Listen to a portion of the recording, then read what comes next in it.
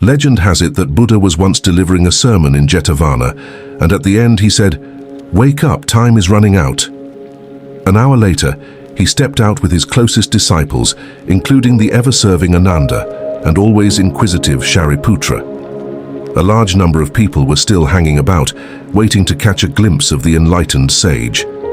Buddha stopped near the gates in a quiet corner, so the crowd would dissipate and he could pass through. Just then, a woman spotted him and came running.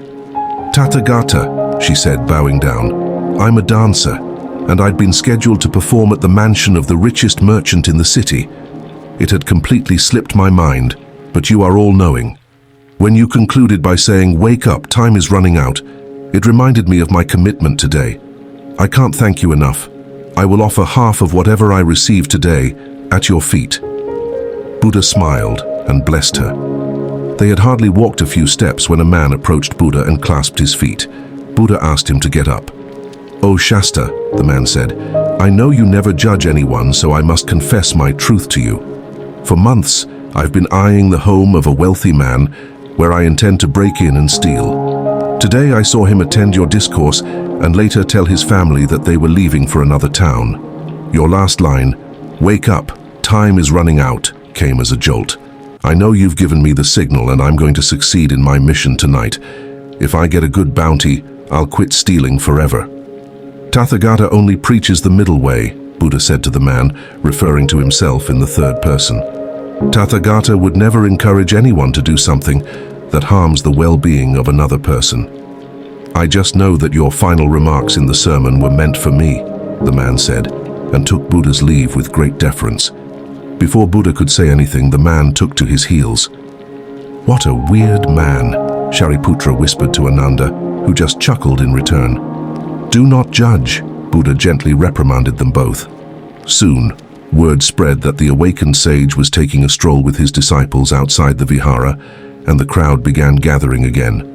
Buddha decided it was better to go back. Just then, an old man, well-dressed and adorned in finery befitting of someone affluent, stopped Buddha in his tracks. "O Bhante, ever merciful Buddha," he said with his hands folded and eyes welling up. "All my life I ran after material things, chasing this goal and that. More fame, more gold, luxurious mansions, debauchery, deceit and immoral thoughts. That's the summary of my life. For whom, for what, I wonder.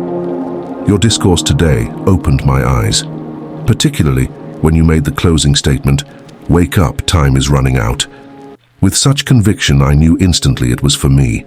I have decided to withdraw from material endeavors and work diligently towards nirvana. How will I ever repay you?" Buddha blessed the man and returned to his abode where trees, birds, deer and quiet privacy awaited him.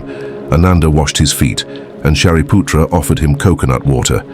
Anuruddha and Subhuti began fanning him, while Nanda and Upali filled water buckets to sprinkle on the thatched walls of his resting cottage to make it cool.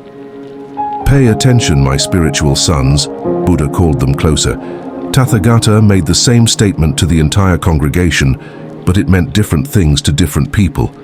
Each one interpreted it according to their understanding, convenience, and circumstances. Hence, I say, your liberation depends on you alone. Read here another Buddha story on liberation. Have you noticed that we are in conflict when the other person doesn't approve of our actions, or we theirs? Their actions don't feel right, or, more importantly, their perspective is not the same as ours. They may have grown up in the same culture.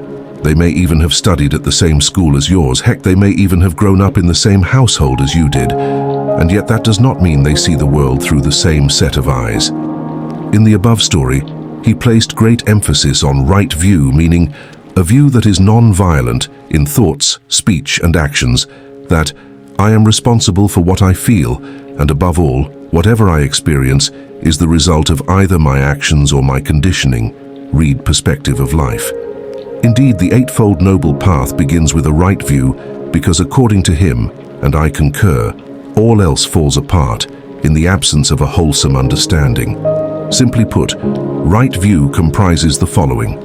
1. Our actions have consequences. 2. Death is not the end. 3.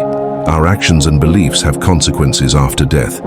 If two people can see the world the same way, they will have no conflict with each other.